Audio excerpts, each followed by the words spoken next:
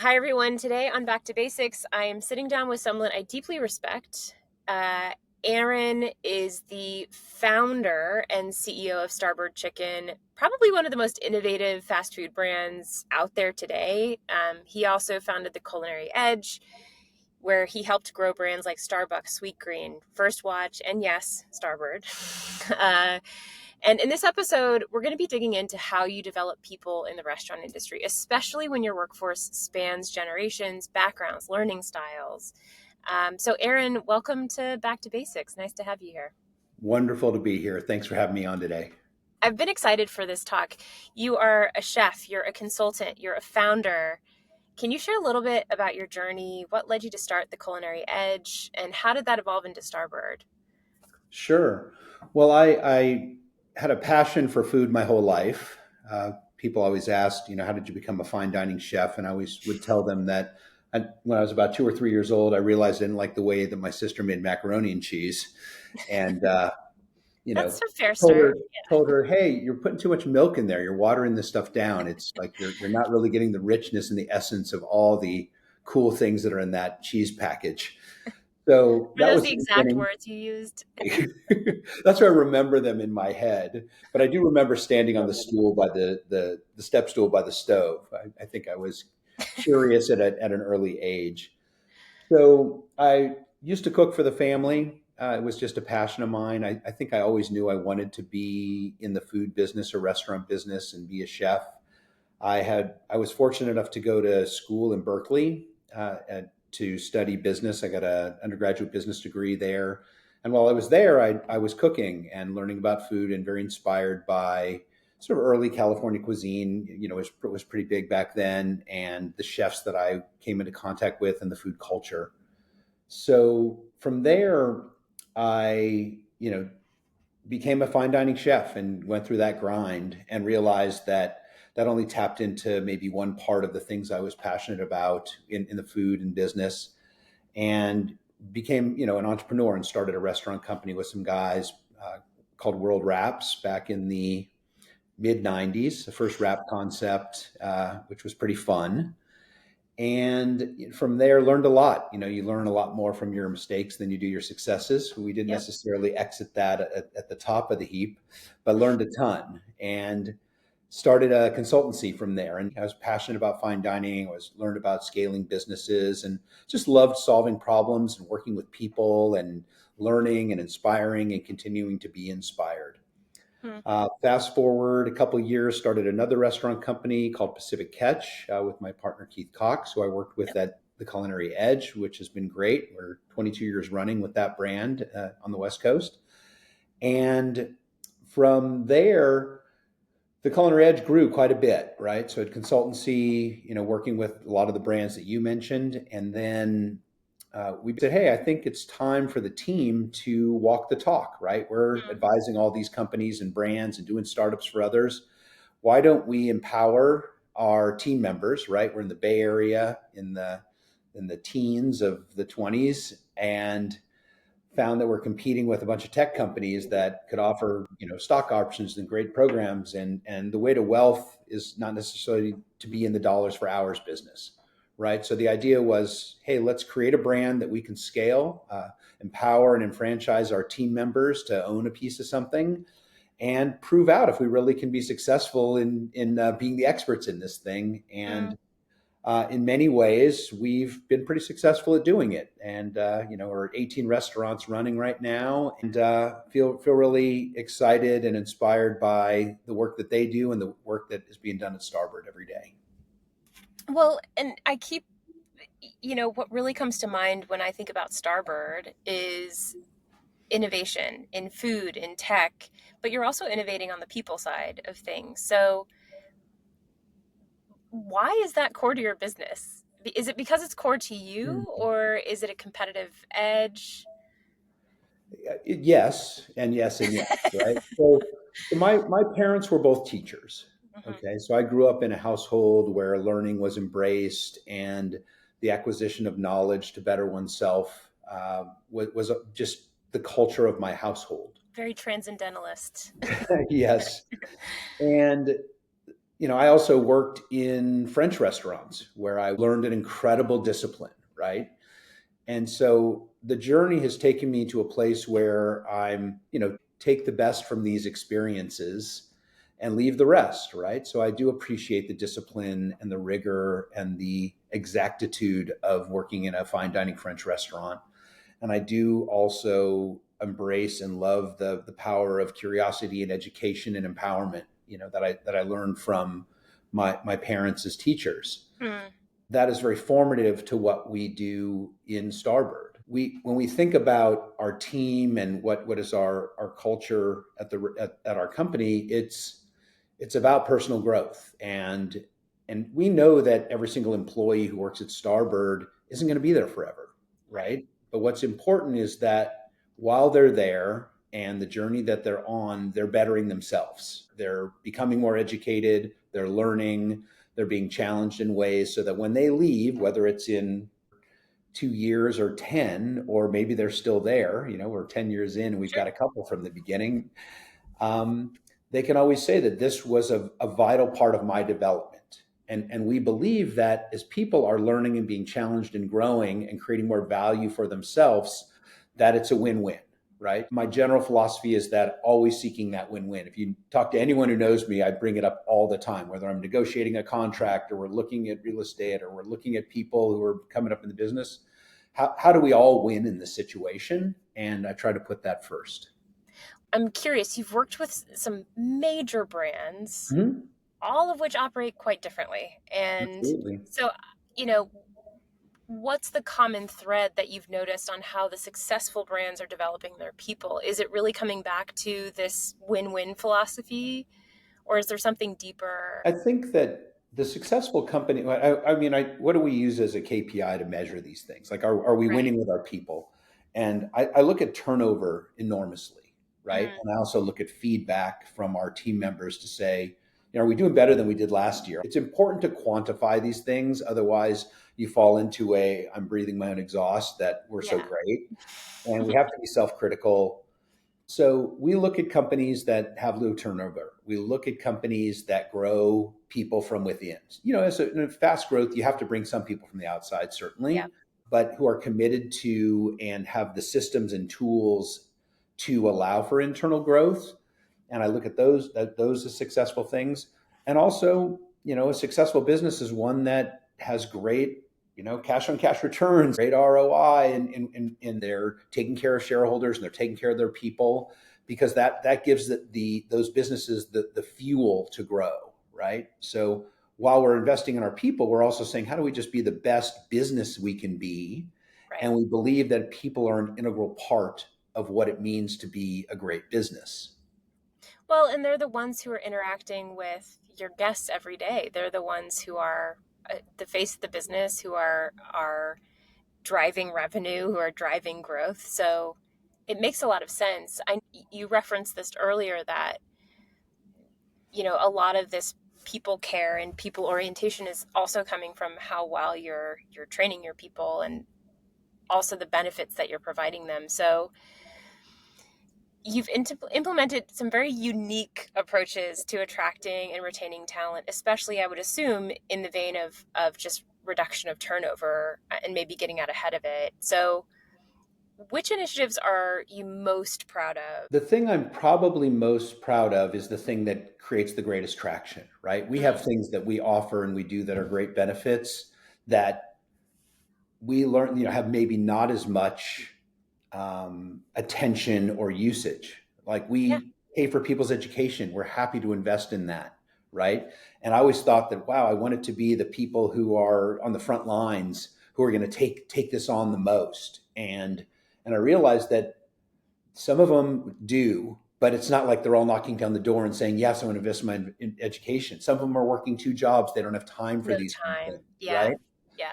So that's something that, on the one hand, I'm excited about, and I think it's an amazing differentiator. But it may not be moving the change as much as I'd like it to, right? And we continue to offer it, we continue to invest in it, and people continue to take advantage of it, which is great. And there's no reason why we will stop, because I think as we grow as a brand, we'll get more takers. But we have some great stories around that. Secondly, I think the biggest thing that we talk about is every single person in our organization should know what their next step is. What is my next role? What does growth look like for me? And so I've asked every team member, does every single person who's working for you know what's next for them or what's possible? And have we provided the tools for you to articulate that meaningfully? And some of it, a lot of that comes from training tools. If you're a line employee and, well, I want to be a trainer in the chicken cooking station. Okay.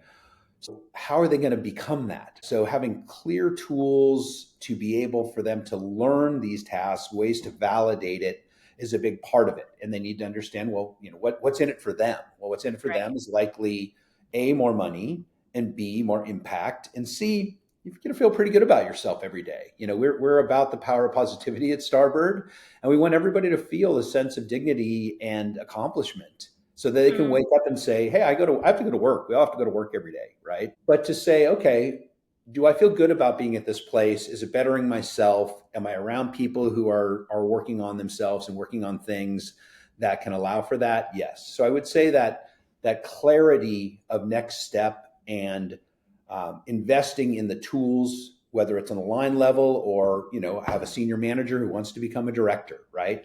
It's a mm. ton of work, but I find that there's a tremendous value to it that pays longer term. Well, and one thing that I think that's really interesting that Starbird does is you publicly post your salary bands with career progression on your website. When I think about what a good job is, the first thing that comes to mind is economic mobility. Then Absolutely. you think about benefits and all of those things. I would guess that that's a lot of what motivated that decision. And I'm curious, have you seen it move the needle on recruitment and retention? Just being able to kind of publicly say this is what you could earn.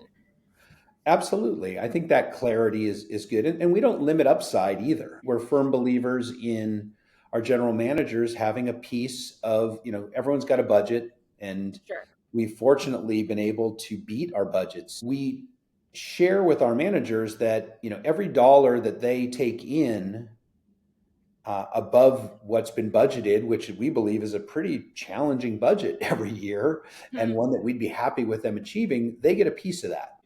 And we're not limiting people's upside because some people get disheartened if they're not going to make something and they stop performing. But for the people who we try to attract and retain, they're always striving. They want more. They want to grow. They want money. We want to make sure that we're not limiting that ever. Yeah. And we also believe that transparency, like here's what the path looks like, here's what the opportunities are, here's what you need to do. And we also say, like, you have to own it. You have to own your training just as much as we as a company need to own the tools and the path for you to take. It's And have really the a discipline joint behind venture. it. Yeah. Yeah. Yeah. I t- eh, eh, the that really resonates with me. Um, this whole concept of like accelerators. There's no cap here. You can really continue to move. But I feel like some companies, there's no internal examples of that. So, Mm. like you said, you're hiring from outside, and, there's always phases where you need to bring in new expertise. So, where are you seeing the most examples of the bench being built right now internally? Oh, it's really in our sort of restaurant manager programs, supervisor to manager, manager to Mm, general manager. That track has been really effective. hmm. And we have recruited less from the outside than ever this past 24 months. So that I'm really excited about. We have much better success rate promoting from within than hiring from outside. I I will hear it all the say, time. Yeah. because people, we literally just recently we had a person come in from the outside, and this is an exception, but it reinstates my belief that we've got to invest in the internal development because we're just, what you're hiring, or the person might not be as ready as this person reads on paper, but we had this person work for 2 days and we're like, this place is just too busy. Like we're really, really busy. We're running, $4 million boxes, and they're busy, right? And they're doing catering orders and preparation in the morning, and they're cranking out huge lunches and dinners. And $2,000-3,000 hours, and there's a lot going on. And we make real food; it's fresh food. So it's a real place. So I say that because the cost of recruiting from the outside and the failure rates that are potentially there that are hard. There's sometimes you try and get better every day of hiring smartly, Yeah. but the hit rates aren't as strong as the internal promotions. Something you said really struck a chord with me around that new employee saying, "Gosh, you guys are busy." You know, um, when I hear that from my team, that they say it with like a huge smile on their face. It's this. Mm-hmm. No one wants to just be sitting around work tapping a pen, waiting for customers to come by or waiting for something to do. And I know, we all in the industry grew up with if you can lean, you can clean. But the truth is like, who would ever want to lean? Mm-hmm. you Yeah. know? Um, so like being busy is a point of pride. Being able Mm-hmm. to go home and say like, I used my two hands to do all of these things. So it's almost like that's like a secret metric. Are you staying busy and creating like meaningful work, Yeah, or I doing think meaningful work? I think one thing about the restaurants today and our restaurants that are different from the sort of traditional, way that people think about restaurants, we're a it's a different beast now. I mean, we take 80% of our orders digitally. And you think about that, at let's say 500 transactions a day, 400 of them come in digitally. So the technology understanding that's required today is much greater than it's ever been. And not just because we're taking orders digitally, we're using technology in every and any way. Ideally, we're using it to simplify things Sure. and to generate greater productivity.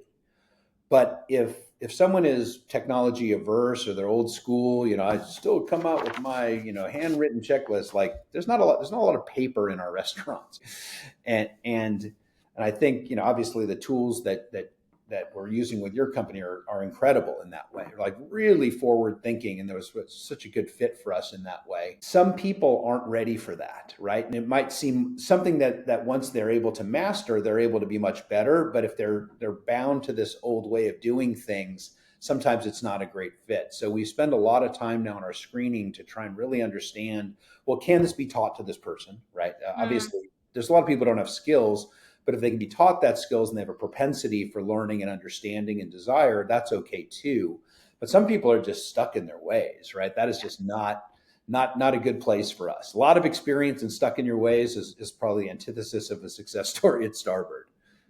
Well, the thing that comes to mind is anybody who's listening right now is thinking, you know, traditionally like franchisee equals stuck in their ways. There's kind of Hmm. that persona. I think much more highly of franchisees than Well, that. me too, right? And but I think it's not a knock on franchisees. It's the fact that like there are individuals who have been running businesses a certain way for Mhm. many years, and now we're kind of entering this new era of restaurants and this new era of work. And so to kind of transition from the front line, I'm curious how, as you expand through franchising, franchisees are going to be responsible for their own people organization Yep. while representing the brand. So, how are you thinking about approaching that balance? So, I guess it's less about how do you Sure. vet the franchisee and more about how do you teach the franchisee? Yeah, I mean, a lot of it is firstly, we run a lot of corporate restaurants. We're primarily corporate restaurant run today. So everything comes from credibility.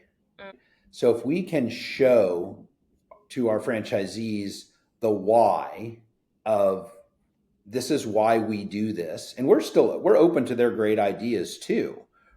I'm not a fan of saving my way to prosperity. I want to have the highest sales and the highest sales per square foot because there's only so many napkins you can hand out one at a time to a guest to and make money, right? So sure. like let's think big every day. And so we're fortunate that we're starting our franchising from ground zero, and we've Hmm. got many great partners signed on today, And a lot of it's like a shared philosophy. They may run restaurants in a legacy brand, and and a lot of them are like, wow, we wish we had this stuff. That's probably because right. Yeah. because it's also harder. The bigger you become, the harder it is to bring in new technologies and bring in new things, because it's just slow to implement. Yeah. So we've done a good job to prepare ourselves to franchise by saying, okay, what are the things that we absolutely have to have in place before our first franchisee opens the door? And we've spent the last year getting rid of some old technologies and saying, this is where we're going the next 3 to 5 years. And it's going to be hard to bring it into place right now. Hmm. But now's the time, because it's going to be a lot harder to change when we've got others who are spending their money, not ours, to make that change. Well, I mean, that whole balance of where do you overinvest, where do you underinvest when it comes to people development, where do you think restaurants in general are underinvesting right now? Um, well, just great recruiting processes. First of all, I think we and everyone I talk to, like, to really do it well. It's an insane investment, because HR has become very challenging in the last 5 years, especially in California. Like the compliance alone is just next level, right? Yeah. And then the technology to make everything tight and buttoned up is really hard. And those things often take precedence over the luxury of great recruiting or whatever. So I think that investing in people is always a great return. And the hidden costs of turnover, I mean, I've realized to myself, and I'm guilty, and a lot of times, you hire someone, you work with them for a year, and like, okay, this is clear, this is not working, but God, I really want to, I like this person, I want to give them the chance, and then, it's like the hire slowly, fire quickly Yeah. mantra. I wish I practiced more myself, right? Mm. I'm a believer in people sometimes to a fault, and that's something that I really think about. And so recruiting obviously is key, but also knowing when to say, "Hey, this isn't working out," and not that you're not a great human being. It's just not the right job for the right person at the right time, right? A lot of Correct. it comes to that. Yeah. Yeah. And especially, that's hard to see when your business is growing so quickly. And sometimes, I have this at Opus. Sometimes I look back and I realize, oh my gosh, we just hit an entirely new stage in this Hmm. company. And it's not just revenue related, it's these other pieces of the company that you realized you graduated from a senior in high school to a freshman in college, Yeah, and you've got to completely rethink the business again, which is totally. very fun, but it also means you have to think about who's within it. It's also amazing when you actually hire someone who is both experienced and really, as a CEO, it's always about, like, hire people who are better than you in all these things, right? You hear that and you're like, okay, I wish I had the money to hire that person in every position, Sure. because as a younger company, you don't always have that luxury. But as we grow and we've been able to invest in that type of senior talent, it's just eye opening and refreshing. It's like, wow, this is amazing, and it also frees me up to do the things that I can do better every day too. Yeah.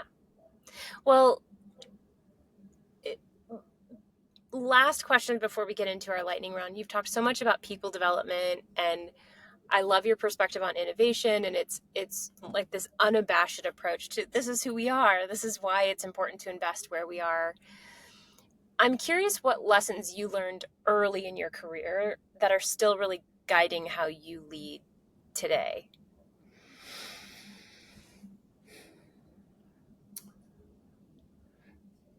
I think there's something about setting the example and knowing when it's okay to show that you can get into the trenches with someone, Mm, but there's a point where it's actually healthy to delegate that trench work. And there's a level of sort of comfort and confidence that comes with knowing when, this is what I'm going to be using my best time with. hmm. And I don't need to do all of these exact tasks elbow to elbow with everyone to get their respect. So just having a real sense of that. Yeah.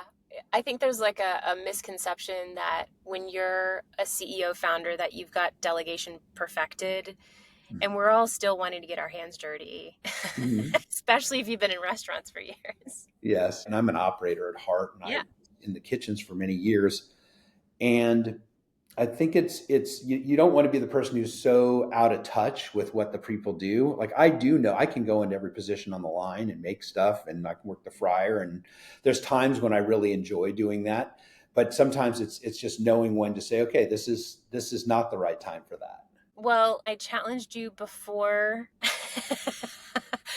that this lightning round is something every CEO fails, and I would like for you to be the first, which is I'm going to ask you 4 questions, and the challenge is to answer them in 1 or 2 words, but you can't qualify them, you can't explain them. So we'll end with that, and then I'll see you at RLC next week. Great. So, Aaron, what was your first job ever? Scorekeeper. All right. Intriguing. Will not ask for follow-up. What's a food trend you're completely over? Non-alcoholic cocktails. That's first. First thing that came to mind. What piece of advice do you return to often?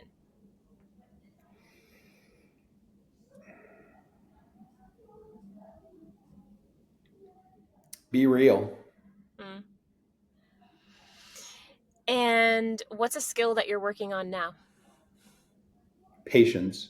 A soft skill. Well, Aaron, thank you so much for joining. This was such a pleasure. I love watching Starbird grow. You know, the story, your tech investments, but having such a really heart-filled kind of people-first approach is really inspiring. So I really appreciate you sharing today. I know there's a lot more to talk about, but thanks for giving us a glimpse behind the curtain. Oh, it's great. Really enjoyed speaking with you today. Awesome. Thanks, Aaron.